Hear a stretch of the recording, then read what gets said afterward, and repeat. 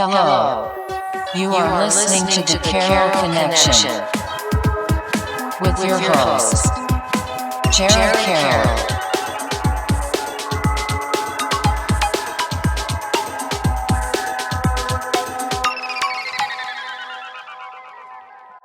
Hey everybody, welcome to the Carroll Connection. I'm your host, Jared Carroll, here to bring you guys another great episode. I did want to take a chance to shout out my last episode, episode 177, with Andrew Medeiros. He is the CEO of Apotho Therapeutics, which is a recreational cannabis company located in Massachusetts.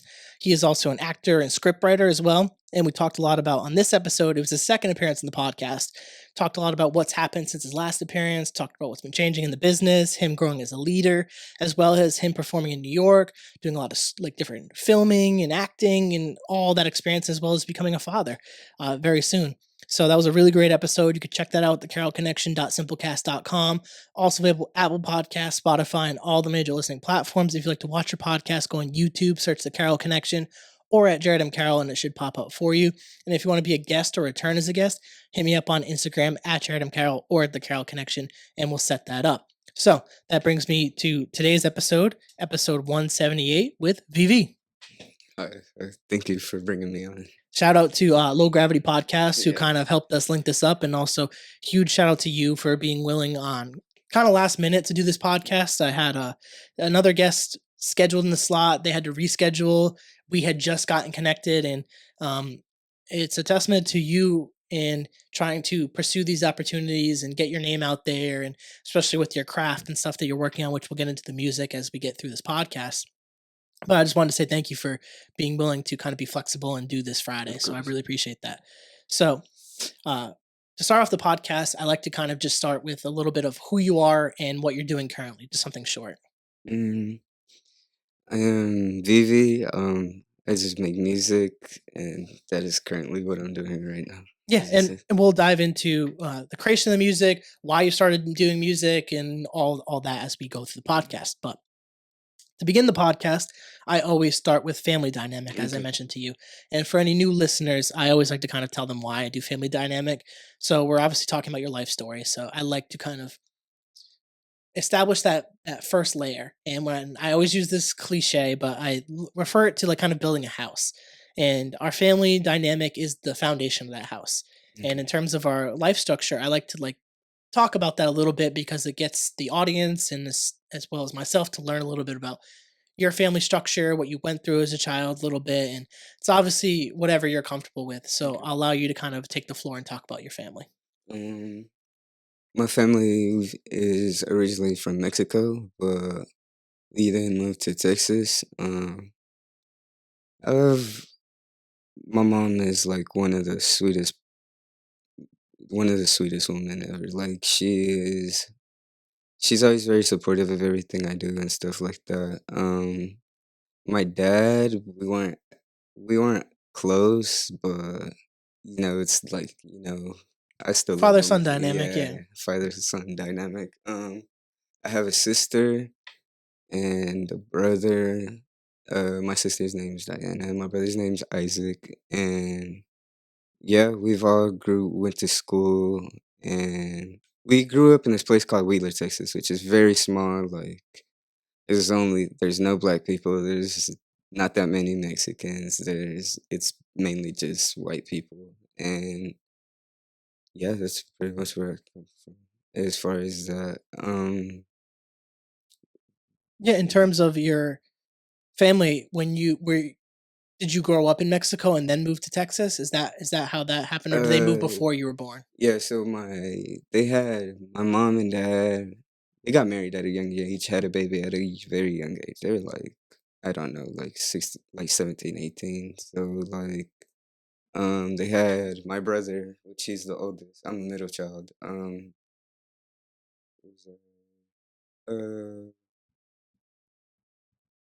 They They came when they had me to Texas, so they've been in Mexico for a long time. I didn't experience yeah. Mexico, but we came to Texas, and then we've been to Texas ever since, like up until I graduated. Okay, and talk to me a little bit about. Obviously, you talked about the ethnic of what's the word I'm looking for? Composition, I guess, of Wheeler being predominantly white. Yeah, it was. How was that dynamic for you? Did you kind of struggle with that at all? Did you feel possibly any bullying towards you in that area? Because we talked about some of the stuff that was happening prior off podcast, and we might get into it a little bit later. But what was your kind of experience growing up in Wheeler? Um, it was good. There's lots, a bunch of good memories, but I don't know. Some people in that town just they don't really like. How do I say? I don't even know how to explain it. They're just they're good people, but like just I don't know, bad morally, I guess, or not really, but that's the best way I could explain it. Clicky almost, maybe some Yeah, small town drama almost to yeah, it in like that small sense. town drama is like a big thing. Like if you do something bad, like even the slightest, like that, Everybody knows. yeah, and that's your reputation forever. And, like you're just nobody talks to you, stuff like that, you know. And that's how it was in the school too. But uh, What about in terms of as you were kind of growing up, like it making was friends and oh stuff? okay yeah. It was like I got along with everybody. Like I don't know. I was always the quiet kid. I just feel like where it was predominantly white, just I don't know if this is what I felt like. This is what it felt like to me. Like they just, I don't know. Like if you're a brown boy in a predominantly white school, they just like I don't know, like won't pay no mind as like other kids. You know, like they have favorites and like stuff like that. Yeah, and Mm, that I could totally understand that too, and um, that being your experience and them, especially down south, the stereotype of at least Texas is that yeah, does that have that component to it. So that makes a lot of sense, and how you might feel that way, and probably adds to a little bit too of like the shyness too, is like yeah, feeling a little bit kind of outcast in that sense where you're getting overlooked for certain stuff which you probably shouldn't be overlooked in that aspect, but you were just because of where you were born and things of yeah, that nature, which is frustrating that um certain parts of the country do have that, and it's a difficult thing to navigate for a lot of people. So um in terms of, like I said, as you were able to make friends, you talked to me a little bit about basketball and stuff like that. So were there any other sports and stuff that you played growing up? yeah. I played all the sports. That's how I made friends. Like, it's very competitive in our school and stuff like that. But I was the kid that like didn't play sports. Like, I didn't do like anything. I was just a shy, like scared kid, I guess. You know, compared to everybody else. And I played. I started playing like little dribblers league, like little basketball leagues when we were younger. You know, for like the kids and stuff. But I was like terrible, like so bad compared to everybody else. As I got into junior high, I like I still wasn't that good. When I got into high school, like that's when I was like getting better at like all these sports, but I didn't play football. I was too small for football. I did play a lot of football, but our school was like that was our main number one sport was football, but like I didn't play football and they didn't like me for that either. Like I was such an outcast in that town. It feels like to me like I was very popular, I guess, because of basketball, but like other than that, it was kind of like people saw me in a whole different way. Like I don't know, they just saw me as the popular basketball kid, I guess, you know. Yeah. What was it about basketball that you enjoyed? Everything. That was my first love in everything. Like I love practicing with the team, like learning the sport, like just pulling off just like I don't know, pulling up stuff that pulling up I'm 5'7" compared to all these kids that are taller than me and I just always thought like I'm never gonna make the cut and like I ended up not to sound like that, but I ended up being like I could hang with them, and I ended up getting like better because they played all the sports. I was just playing basketball. Like I was in the gym like almost every day. Like that's all I knew was basketball. But the problem was, we kept getting new coaches and stuff like that, and um, some coaches had their favorites.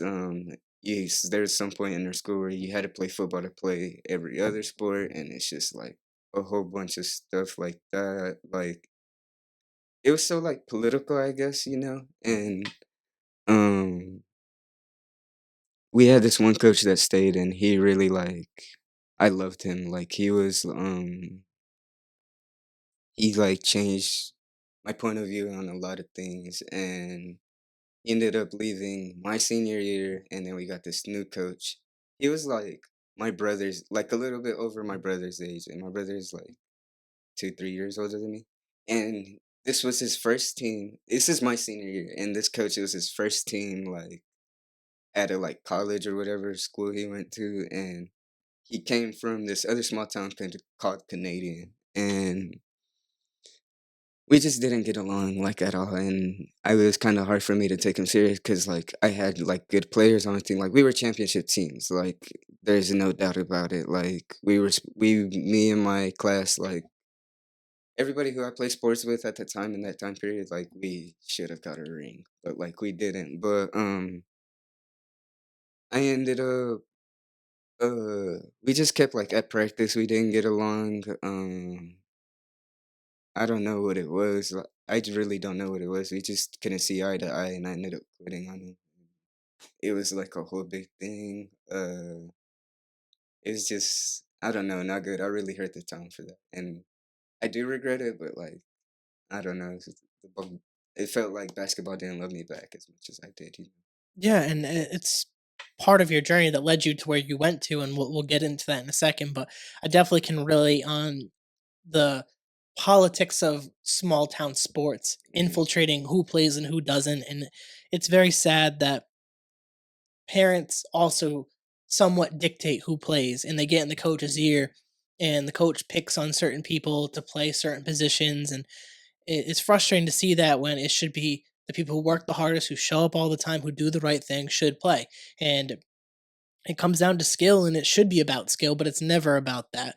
It's always playing favorites and who has the best relationship with the mhm, coach, and that's frustrating when we're talking about youth sports, because this is common throughout the country. And it's crazy that I can relate to you on that, where we're from two different um, states in that aspect, to both experience where favoritism played a role. Like I used to play baseball growing up, and a huge reason I quit was because if you played like this, they called it Legion ball back in the day. If you played this Legion ball, then you'd be able to play on the high school team on varsity. mhm, And I wasn't about that. Like, and yeah, certain players would get positions over others, and like I was pretty good. Like I was a pretty good baseball player. Like I was arguably probably better at baseball than I was at football. Um, I worked my ass off in football. I didn't care. Like I'm a small dude, but I would hit the fuck out of anybody. Like I did not care. I will do whatever it takes. Like I would end up being captain my senior year. Like mhm, I was in the gym constantly. Like you couldn't tell me no. Like football taught me a lot of great life lessons that I carry to this day. And part of the reason that I hold myself to such high esteem or high status in the sense of just work ethic is because of football. It taught me how to work hard and to show up and to be consistent, and to get to those places that you want to get to, you have to work. And you're not just gonna be given anything, especially when you're overlooked. Like you have to work even harder to overcome that. mhm, Because I'm very big on, if there's a certain stereotype out there, you have to be the one to break it. Like just because it exists doesn't mean you have to allow it to apply to you. Like that's a choice at the end of the day to allow it to apply to you.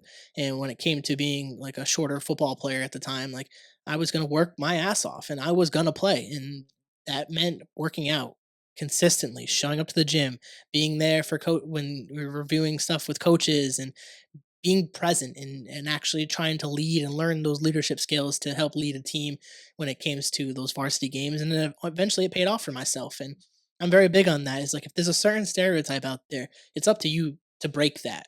And but it also comes back to, there is that factor, you can't deny it, that there is favoritism in small town sports.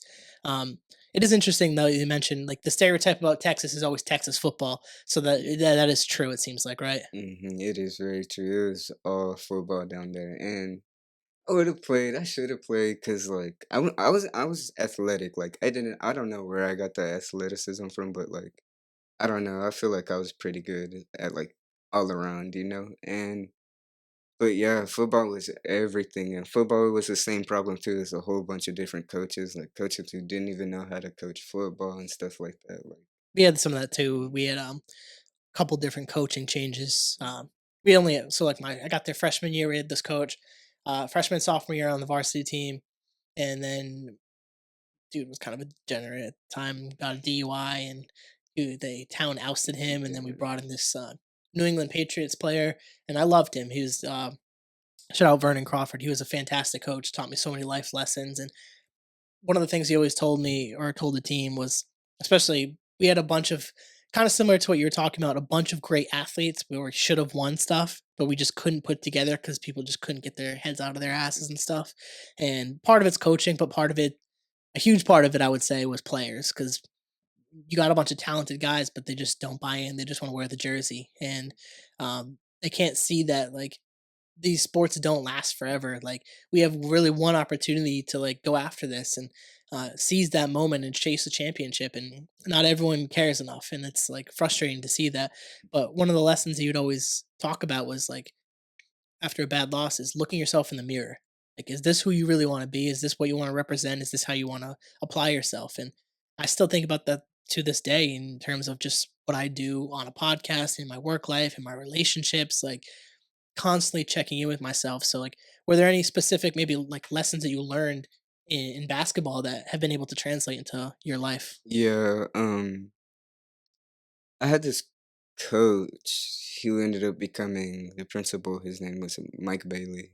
Um, he he would really be on my ass about a lot of stuff. So like I learned a lot from him. Like he was like the second dad like I never had, you know? And I don't know, he just always he saw so much potential into me and I couldn't see it. Like I still don't see it to this day, like in like music and all that. But like he would always just I don't know, he would just really set me straight in like a lot of things. Like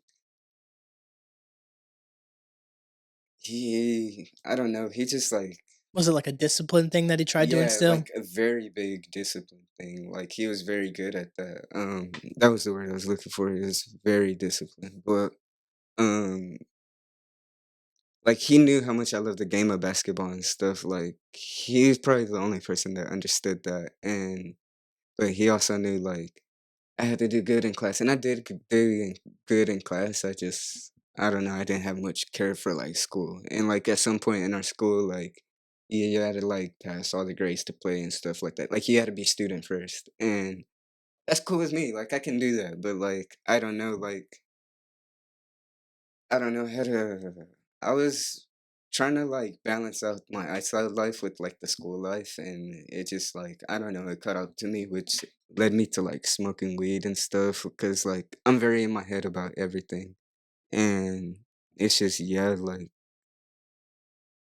like I don't know, he knew a bunch of stuff about me that like he would like bring up, like call me into his office and stuff, like we'll talk one on ones and stuff like that.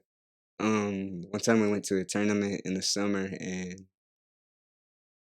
it was in OSU. It was like a basketball camp. And uh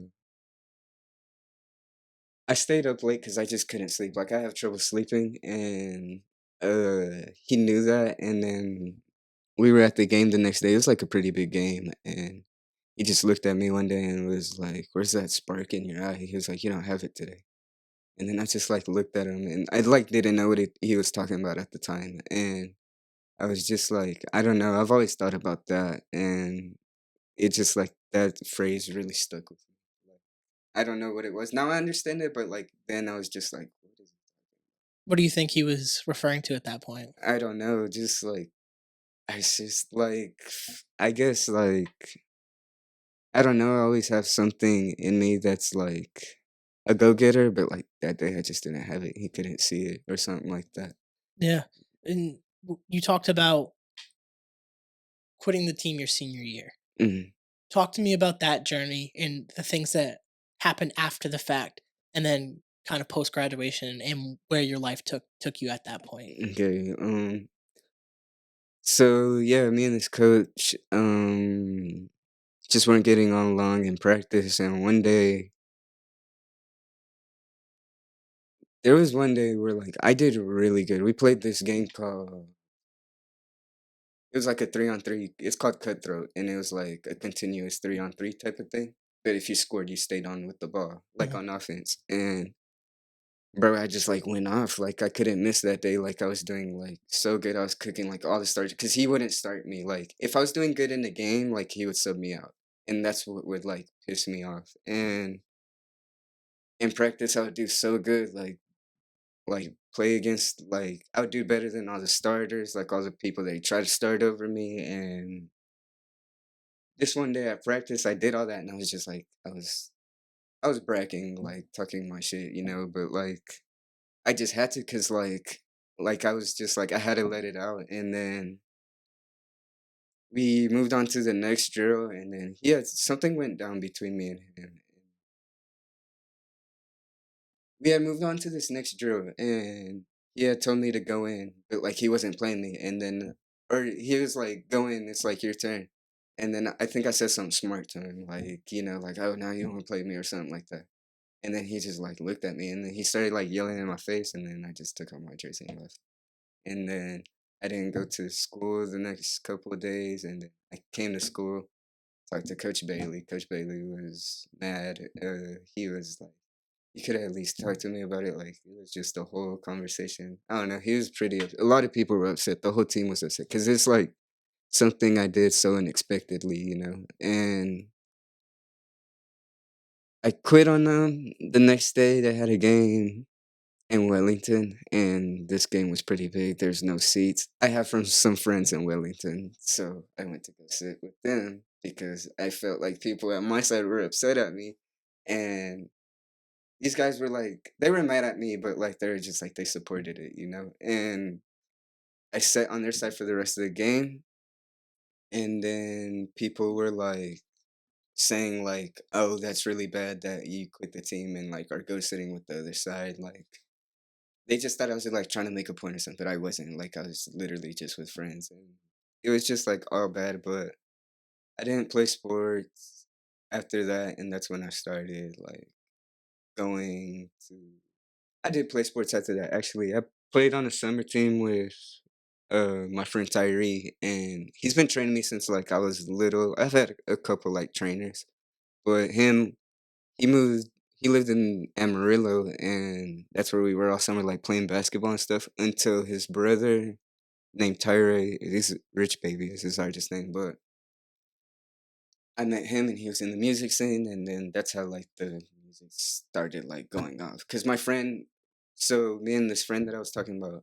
off the camera, that like where we started, it was me and him. He was already living up there. Like he moved away, and he just kept telling me to come up here if like basketball doesn't work out. We'll see what to do from there.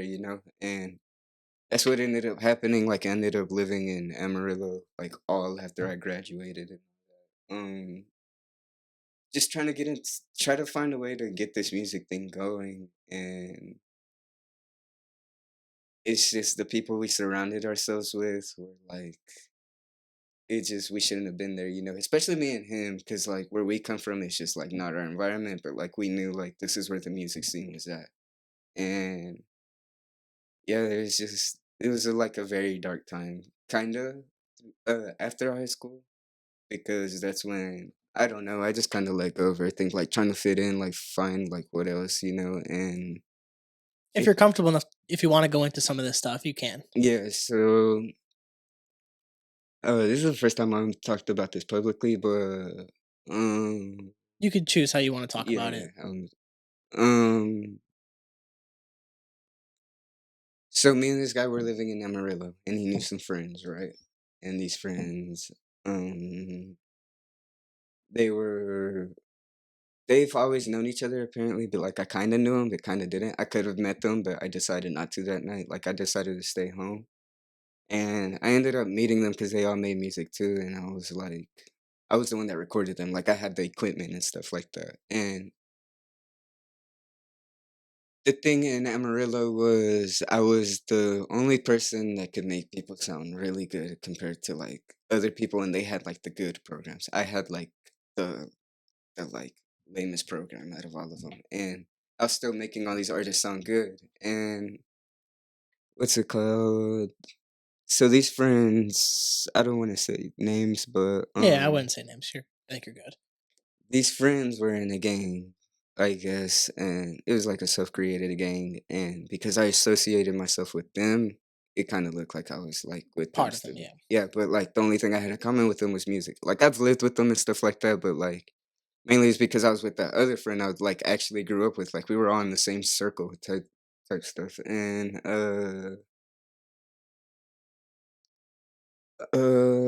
so Sounds like it just kind of got caught up doing the wrong things with the wrong people, yes, essentially, in the hopes of trying to do music, really. yeah. So we're trying to figure out the music stuff, and there's this local label called Raw House, and um, good label. Like everything was good. I got put on by this other guy named Don. He brought me into their studio, and I met everybody that like ran that studio, and like we ended up.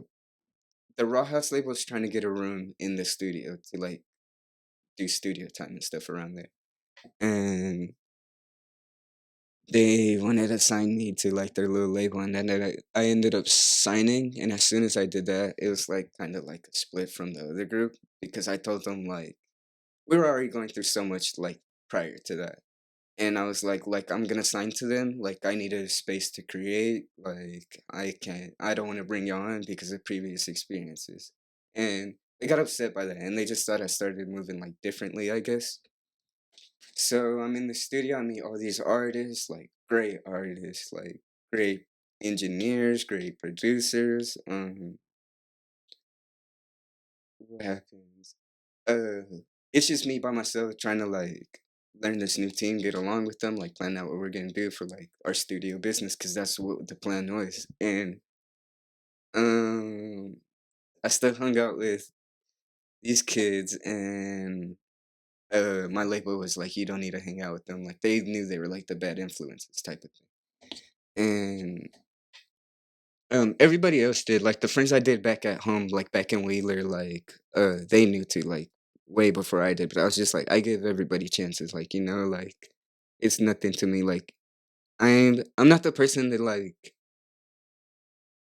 be violent about anything. Like it takes a lot for me to get mad and stuff.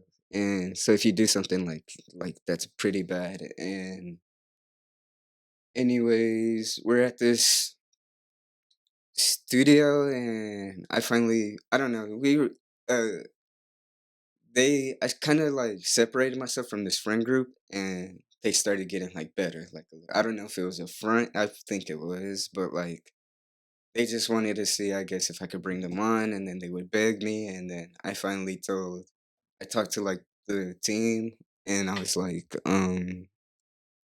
just like, let's just give him a shot, like let him see how he comes through. When he comes through, like let's just see.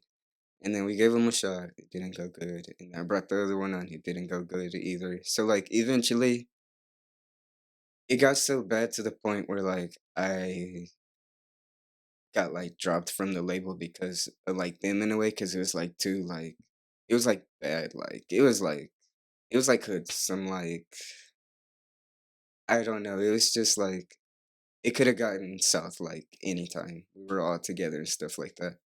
But that's how I fell out with the whole Raw House label and everybody else. But during that Raw House era, um, I had I was living in this we had came back to like Wheeler area, and there's this other small town called Shamrock, and I stayed a period of time with there with these friends, because after we fell out with Raw House, we pretty much had nothing. So we had to start back again type stuff. And um there's this one night in Shamrock where weed is legal in Texas, so like it was very hard to get weed. We're all big smokers and stuff. One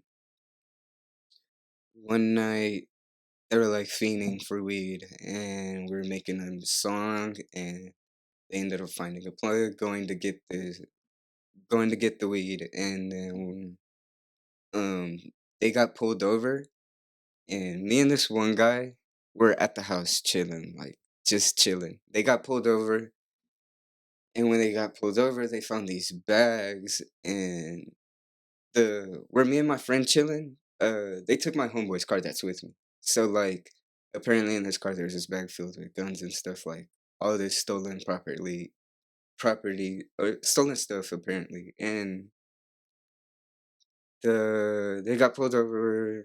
My boy got the one that I grew up with the music. He got sent to jail because he was already on probation. And then there's another one that got locked up. And then me and my homie that were chilling making a song, we went up to go get the car because uh they had these girls with them and the girls were calling him to tell him to come get the car. So I just went with them just because so he wouldn't go alone. And then the cops were there, they were doing their business. The cop finally comes over to me and my friend. It was like at a gas station where they were pulled over, and the cop is like, whose car is this? And my homeboy didn't want to claim it because they were gonna take it away. And then he was not claiming it because my friend kept saying to the cop, he was like, "Well, if I claim it, are you gonna take it?" And he just kept saying that over and over to the cop, and then the cop was like, "No."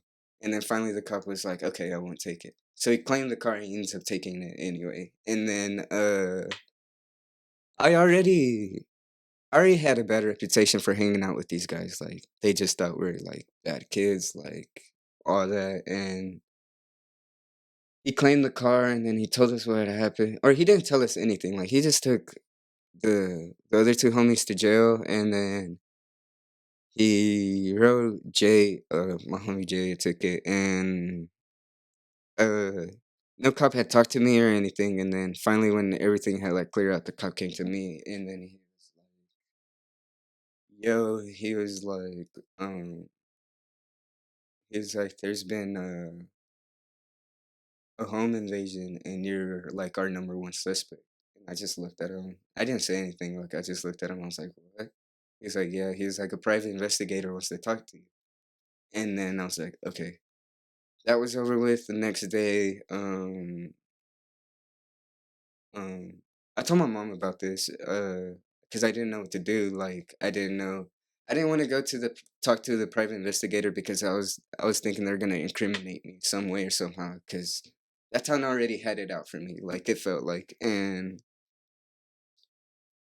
uh, I called the private or I called the station and I talked to them and I like told them, hey, is this like a mistake? Like I just got told I need to come in to talk, and they're like, no, like you need to come in now and stuff like that. And I was kind of iffy, and I ended up going, and then I got interrogated, and they were like, they set a date. I don't even know the time when, and they're like asking me where I was on this date, and I was like, I'm already bad. Like I smoke a lot. Like my memory's like it's gonna go away, and I was just like, okay, like I was really trying to think, and I really didn't know, and I wasn't saying anything like at all.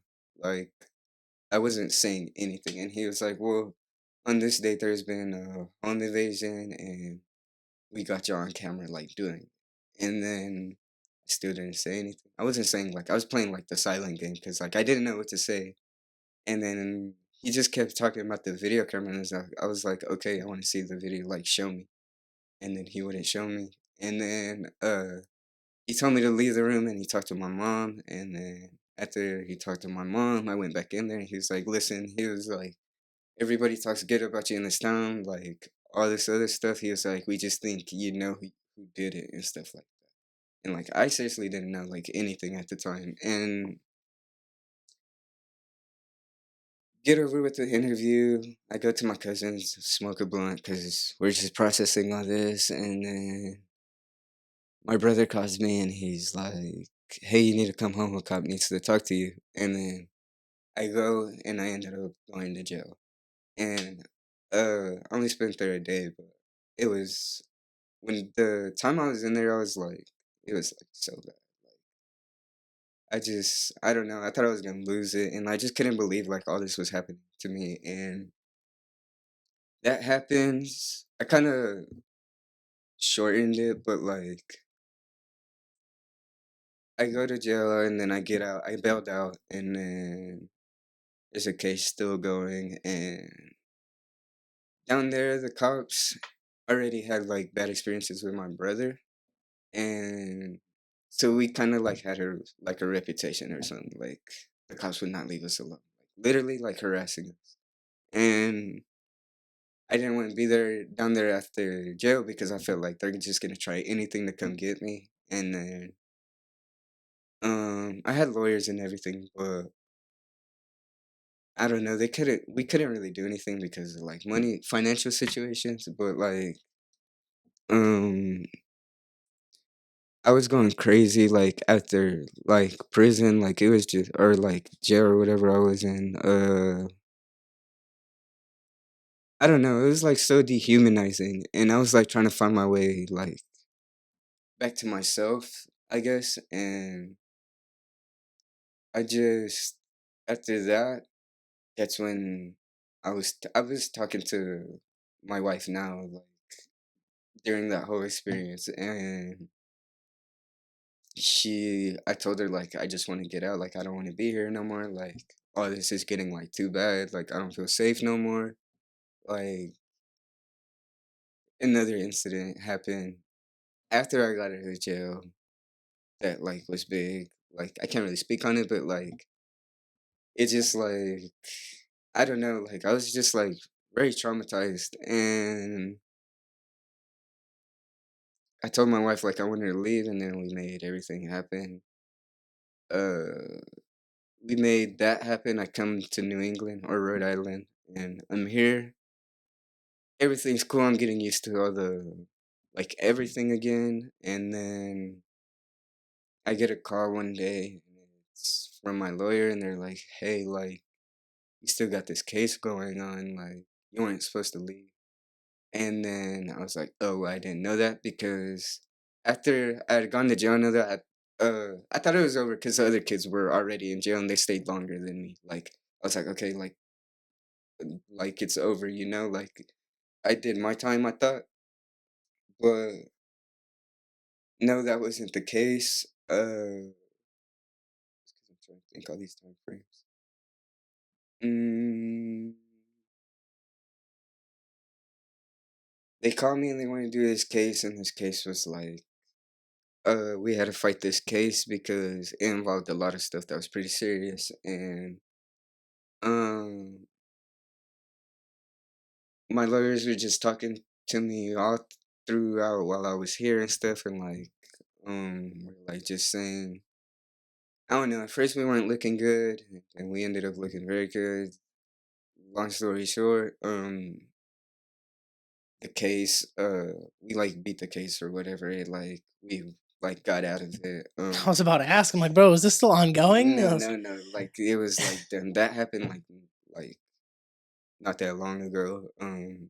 Had me on the edge of my seat right then. Like I was about to be like, bro, like if this is ongoing, don't talk. Like No, I'll no, cut no, no, this. It's fine. no. It's done. Yeah. It was pretty much like I guess they didn't think I was like working or anything. Like they didn't think I was doing anything, and it would like hurt my citizenship if I don't work and stuff like that. And um, so like where I'm trying to go with this. We weren't like I said, we weren't looking like very hot at the beginning. Like we were looking like very bad. Like I thought I was gonna lose like pretty much a lot. And then I'm trying to think. Mm, my bad. I'm trying to think. No, you're good. You're good. Yeah, I get a call and then from my lawyer and or no, my mom sent me a letter and was like pretty much the case is over. Like we're fine now. Uh oh, what I left out, which is a big part of the story, is because I don't know how much really I could talk about it, but If you don't feel like you can talk about it, don't talk about it. That no, would I be mean smart like for you. it's not like nothing bad, like seriously, it's just uh, the alleged house that got robbed, whatever night, was that coach I was talking about earlier that became the principal that like told me that one thing at that summer camp, and that's why it was a whole big deal because like I was like, first of all, I would never do that to him. Like, that's why would I even do that? Like, I look at this person as like another father figure, you know? Like, it was just bad. Like, so that was going on, and then oh, okay, now it's coming back to me. My bad. My lawyers called me. We're fighting this case, right? And pretty much what had went down was um my other friend that I grew up with was starting making music with. He's been in jail for like he's still in jail at this time period. Like he stayed in jail for a long time. And apparently they like when this case got brought up, they like talked to him or whatever. And apparently when he was talking to like the people, my lawyers told me I don't really know if I can speak much about this, but my lawyer's pretty much telling me that that friend that I grew up with was the one that put me through all that. Was trying to tell everybody that I did this. And like he read me like a statement. My lawyer did read me a statement with like his exact words. He was like, I don't know, he just said a lot of stuff, just like Mhm. putting dirt on my name, like making me look that's why everybody thought it was me that did all that. And once I found that out, I just fell out with this guy, like never talked to him again because like I was just like, how could you do that to me? Like, bro, like that little circle I was hanging out with, like I did a lot for them. Like, You thought that was kind of like your family in some yeah, sense. Like you like, guys are doing music, you're going through things together, and to be blamed for something that you did not do, hmm I can imagine that's heartbreaking too. yeah, and yeah, like I would just do a lot for these people, man. Like, cause like I said, I'm like a generous person. Like I'm really nice, like all that. Like I would just take care of them. Like they would wear my clothes. Like I buy them shoes. Like bro, like everything. And like it just like I was like just like I fell out with all of them. Like um that just really taught me like a lot. And like these are the same guys that like I had the psychedelic trips with. Like so like we were connected like on like a spiritual level. Like I'm a spiritual person, I guess you could say. I am not so much now because like I'm trying to build a relationship with God. Like I've always come from a church background, kind of sort of, but like I mean I've gone to church camps and stuff like that, but like, I don't know, it's like a lot to come with that relationship with God, and I'm not perfect, you know.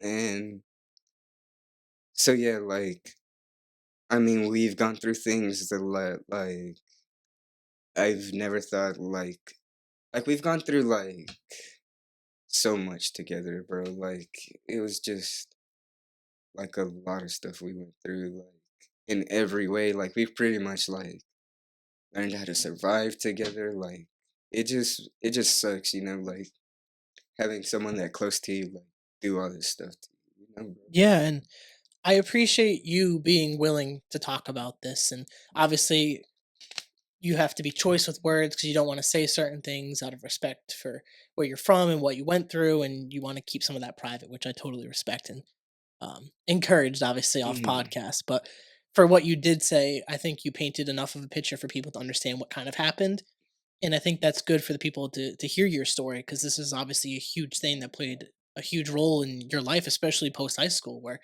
those are the years where we're trying to form our identity and we don't really know who we are. And I think that's a huge testament to sometimes we find ourselves with the wrong crowd and the wrong people trying to do the right thing.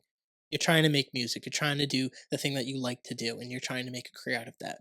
Unfortunately, that career got intertwined with people that ultimately you probably shouldn't have been around with and messing with.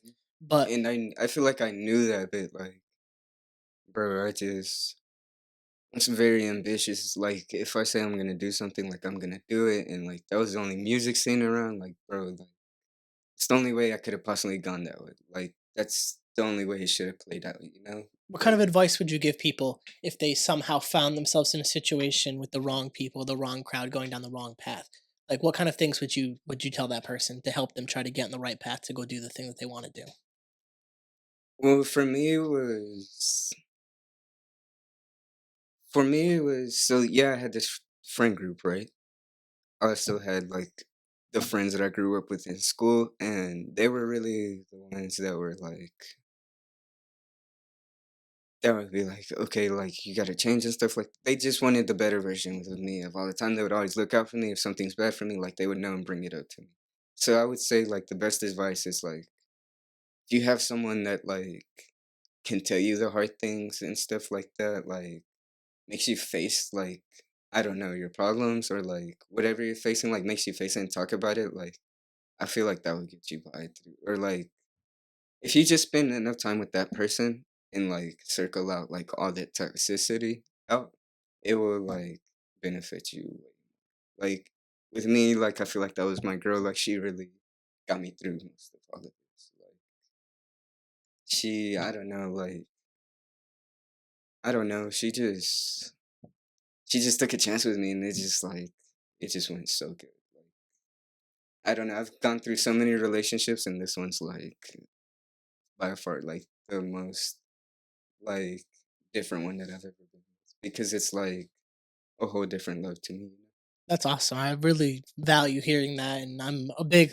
This is gonna sound corny as fuck, but I'm a big lover of love, and I do like, especially for a lot of us men, we do sometimes struggle to get that great Mm, relationship from someone or great love, and we really do struggle feeling it sometimes. So to have someone that has stuck by you and took the chance, obviously, when you've gone through what you've gone through, and mm, worked through that with you, and obviously you probably continue still working through stuff and building your relationship, and that's really awesome. And I would agree with that in the sense that sometimes we have to trust certain people in our life to hold us accountable for decisions that we make, and having good friends to help guide us when we're acting sometimes, like we talked off podcasts, in ego, when we're acting too much in that ego, and we're going down this path that probably isn't serving us in the way that we want. Having those friends that will pull you back in and be like, hey man, like that's not the way that you want to go. Let's look at this, or let's try this mm, thing.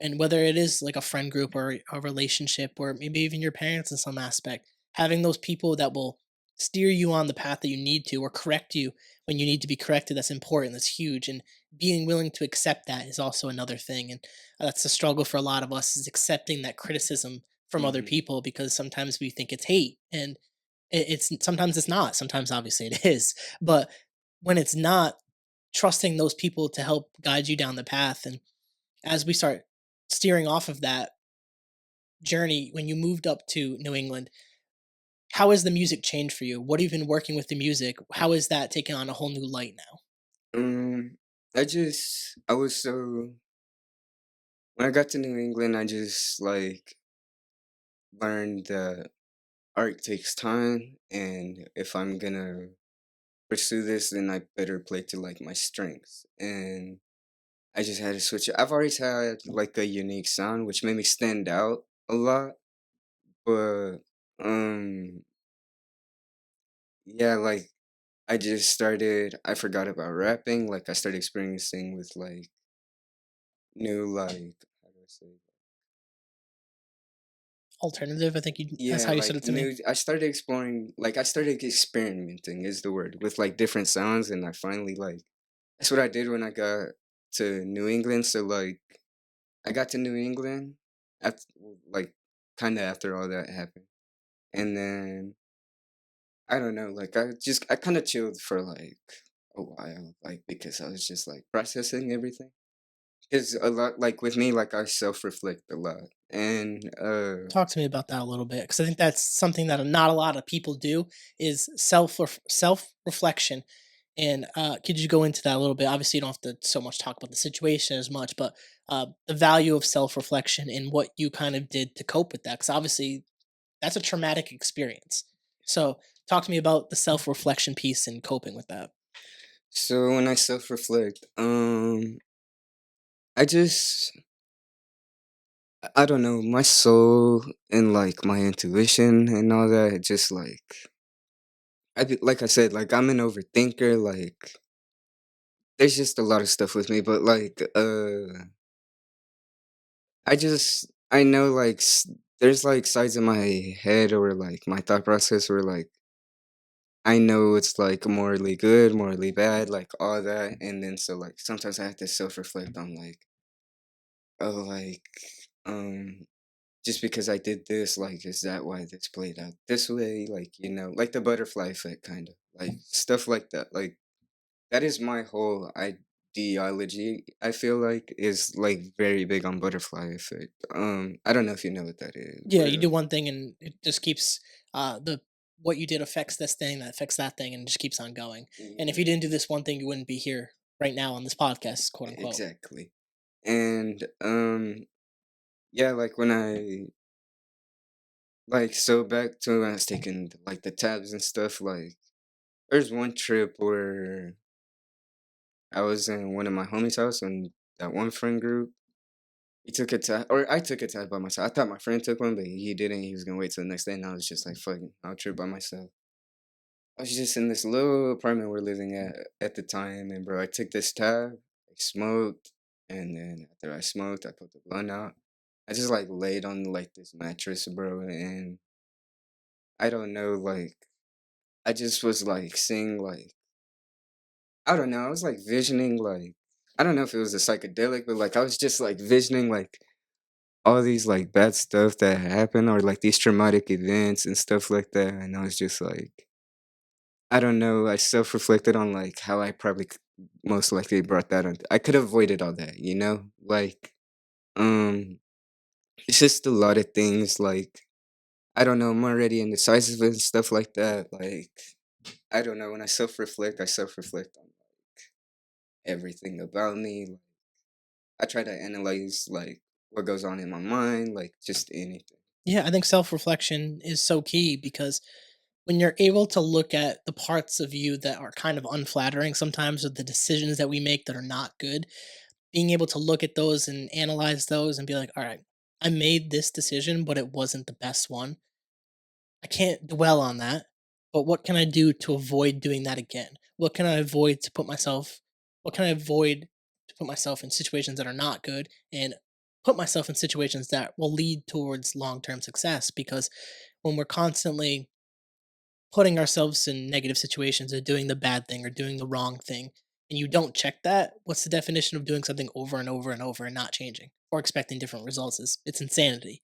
So being willing to self-reflect, being willing to change is huge and I think it's huge on your character to be willing to do that because it's scary to do that. It's not flattering to be like, "Hey, let's look at all the demons that I have as a person." Like Yeah, bro. to try to unpack that and look at that like authentically is a rare skill to have or a rare trait to have because most people won't do that. So I mean, you being willing to do that, especially after what you've gone through, and obviously you're still probably trying to process a lot of that, and you're young, you're trying to grow through things, and you're in a completely new area surrounded by strangers essentially, and you're trying to rebrand your music into something that's more authentically you and trying to also do that while processing trauma it can be very Yeah, difficult sometimes. it is. So like how do you approach your music now since all that has happened?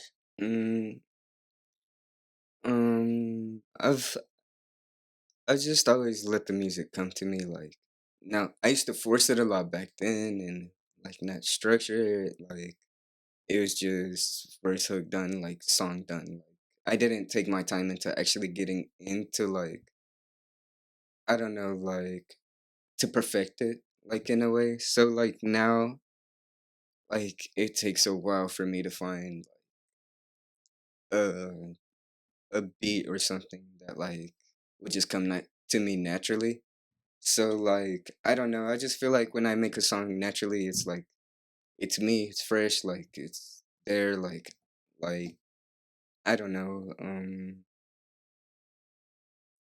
I don't know how to explain it. Like Yeah, yeah. And so with the music,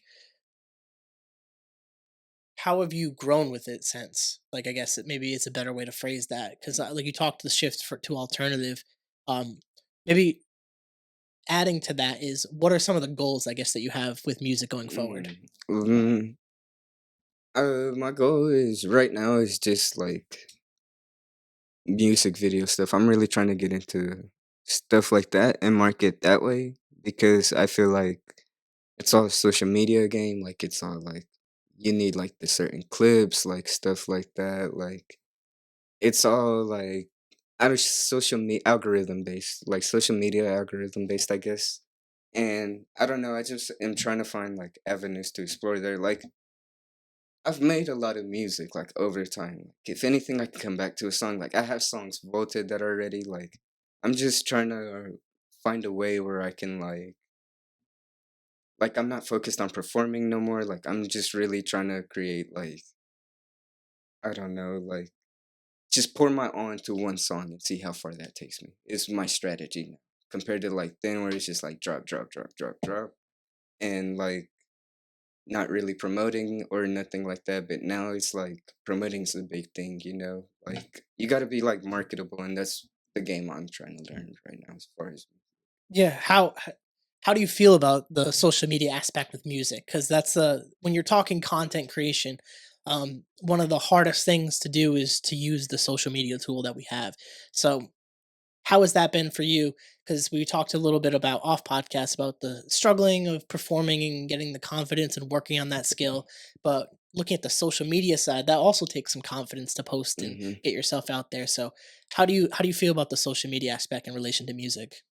I think it's good because I think it's good, but I don't know, like the game is kind of to be more personable, but like I don't know through social media and like how do I explain this? I feel like social media, it's good that they're like you can like use like those tools to your advantage, but like I don't know, artists like I feel like artists don't always want to put too much out there, you know? And it's just the thing of like me, like I'm very a private person. So me being an artist, like it's kind of hard for me to like be on camera, like do these certain things because like I don't know, like I'm not camera shy, but like it's just hard to get used. Like you have to be good in front of camera, if not, it's not gonna like look good or like come out good and stuff like that. And I don't know, it's just I feel like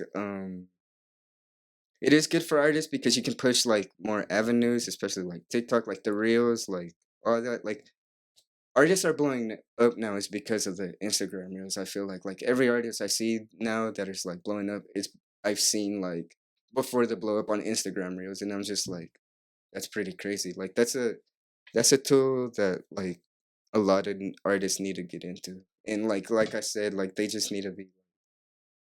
We just need to be good on camera. Like at the end of the day, like if you know how to be on camera, you're gonna go far.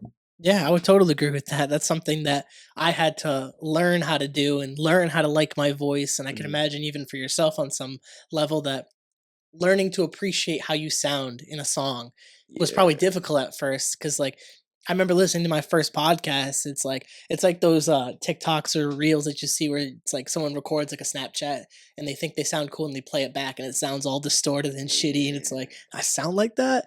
But I had to learn how to love my voice. I had to understand that I can articulate and communicate in a way that's efficient and people resonate with and people respect. And I think you learn that as you're creating your art. You have to learn how to be, like you said, good on camera or good behind a microphone and Yeah. good on social media because once you learn those things, you're more marketable. People relate to you, people are going to share your stuff. And it starts with that, but you have to learn that too on social Mhm. media. And not enough people give themselves time to do that because it takes a while to figure out how to create the right content, to post on social media, to make sure everything fits right within your reel or your TikTok or your Mhm. Instagram post or Facebook post. And you got to grow with it. And I think you'll learn that through consistently showing up and doing the content. And it sounds like you're kind of on that journey. You're working through that and you're building towards finding a place where you can really put your all into that song and then promote it the way you want to promote it on social media. Yeah. And like you were saying, like I make a song, I can't listen to like any of my songs back. Like I just play them from other people. Like I say that, but then again, if it's like a song I truly enjoyed, I will listen to it for like quite a bit of times. But like what burns me out is because when I'm making it, I'm already listening to it over and over again. But like yeah, like I'm not the type to like. that's where I lack promoting because I'm not the type to like bombard you like, oh, listen to my music and stuff like that because I know that gets annoying. Like I see it as other artists and like from experience, like I've noticed that like the artists that do that, like it just like it never sticks with like the audience or like what they're trying to attract, you know? And for me, I feel like as an artist it's different. I'm a person first, you know, like everything for me has to be genuine. Like you gotta be like if you like my music, cool, like then you are for me, but if you don't, it's okay too. But like I don't know, I can't listen to myself back. I think what you're saying there is key though about allowing people to come to you if they like your music, and if they don't, they don't. There's plenty of other artists out there that they can go listen to if they don't vibe with what you're making. And I think having that mindset will help you go a long way in the industry because you have to be willing to understand that not everyone's going to rock with your style of music or Mm, what you sound like or what your like your beats and all that. Like some people just don't rock with it, and that's fine. Like I always say that with this podcast is not everyone's gonna like my content. Not everyone likes an interview style. Some people like to talk about hot topics, or some people like a sports podcast, or some people like a strictly music podcast. I like this style of podcasting, so yeah. I do this podcast. And if someone doesn't like it, there's plenty of other content for people. If they're upset that I'm not talking about something, they can go listen to that stuff on another podcast. I don't take offense to that anymore. And it took a while to get over that, but you have to embrace your content, embrace your art, like you were talking about. And I think that's important when, especially you're in music, is to not get so wrapped up in the numbers and like who's listening and trying to get the new audience. Like just organically and authentically produce your music the way that you want to do it, and it should bring in the right people. Obviously be critical and critique your stuff authentically and correctly, and if there's something you need to work on it. But producing what you're producing will ultimately grab the audience that you want to based on how you're trying to make your art. And I think that's really beneficial. Before we start wrapping things up, because I do we're getting towards the end of the podcast, Okay. I wanted to talk about, you brought up the God aspect and the spiritual aspect.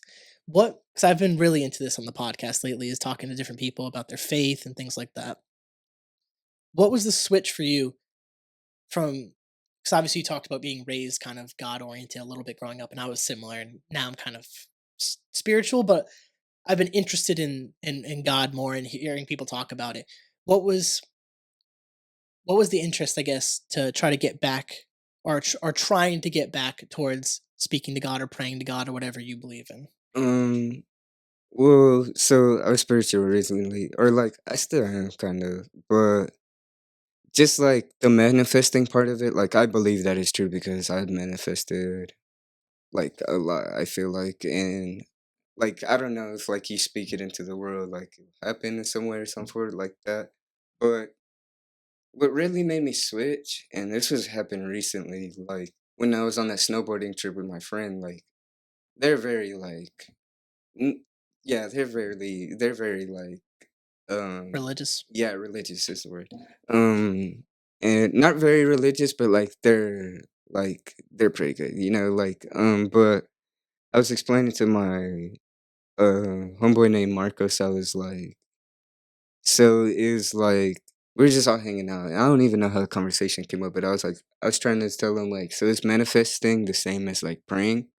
And then he was like, "Yes, no." He was like, "Ultimately, yes," because he said there's like a whole thing about it, but he summed it up and was like, pretty much like manifesting is like a way of prayer or like something that has to do with prayer. And so when he told me that, I was just like, because I was telling him like these are the same kids that like I grew up in high school. Like we all went to the same church and stuff like that, but they just knew like I don't know, like I obviously was the outsider, you know, Mhm. and I told them that like me and my wife are like are like slowly getting into it, like little by little, and he just told me he was like everybody's journey to have a relationship with God is gonna be different. He was like he pointed at my other homeboys. He's like his is gonna be different. Like everybody's is at their own time. Like don't worry about it. Like you're gonna find uh. He just said you're gonna get it. Like it's gonna come to you. Like that religious relationship. And he just like when he told me that I was just like, it was like I don't know. Kind of made sense a little bit. Yeah. I kind of agree with that, and I think whether you call, and this is maybe where we might relate on the spiritual aspects, like some may say God, I could sometimes substitute universe or Yeah. Yeah. source. A lot of people say in the spiritual realm, um, there's something. Like I don't know what it is. I can't put my finger on it, and I don't think any one religion can say that they're right. I don't think we have the answer at this point, but I think believing in something is powerful. And like you said, and I would agree that on some form or fashion, that manifestation and prayer are very similar, if not the same thing, because it's not so much that you're asking for things, but you're trying to speak things into existence, kind of like you're talking about, and you're thanking for what you do have. Being grateful is so huge, and especially Mm-hmm. in a lot of religions, is being grateful for what you have, being grateful for your family, being grateful for your relationships, being grateful for your art, being able to eat, to sleep, to be alive.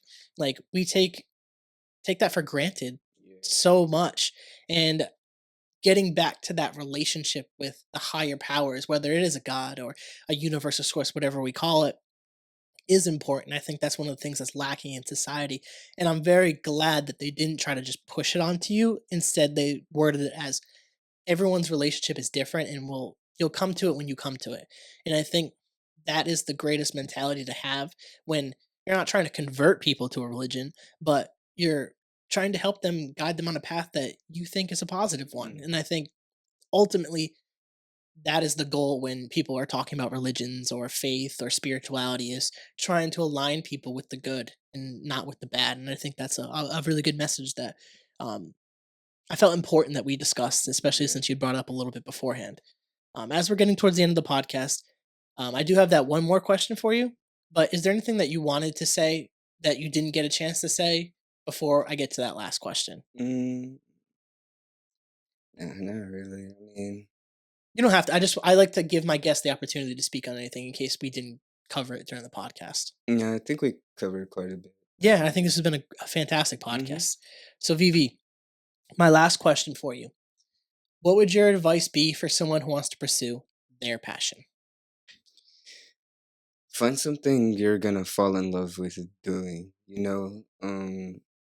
and just be grateful that you get to experience life, because life is too short and you don't know if you're gonna get it tomorrow, and just if you find whatever art or hobby or anything that you love, like if you keep doing it, like it's gonna come to you. Like you're gonna succeed. You just gotta keep like consistently doing it. Be consistent is a big thing, and have a plan. Like everything has to be structured, I feel like, and if you take any of those avenues, you'll be successful. Perfect. I think that's fantastic advice for anyone that's trying to pursue their passion. And Vivi, I really do appreciate you coming on this podcast and Thank being willing to share some of your story with me. And I always just appreciate anyone who can sit across from me on a podcast. And I know you talked a little bit before, just being a little bit shy, a little bit not, you. Yeah, a little camera shy, and I could tell you had some nerves about this. But I hope that you enjoyed your I experience did. and I did. Yeah. you kind of were able to kind of get some of it out. I try to make it somewhat therapeutic, and I Yeah. hope that you feel good after doing this podcast. If you want to plug anything, you could look at the camera and plug your music and stuff like that. My Instagram is VVSOULO, but you can find me on Apple Music, YouTube, SoundCloud, anywhere. Vivi, just two V's. And I will tag you in the stuff as well. Mm. For you guys, if you guys like the podcast, please rate, review, subscribe, share with your friends, share with your family, share with your grandma. Check it out, thecarolconnection.simplecast.com. Also available Apple Podcasts, Spotify, and all the major listening platforms. And if you'd like to be a guest or return as a guest, hit me up on Instagram at Carroll or at the Carroll Connection, and we'll set that up. So, until next time, guys, peace.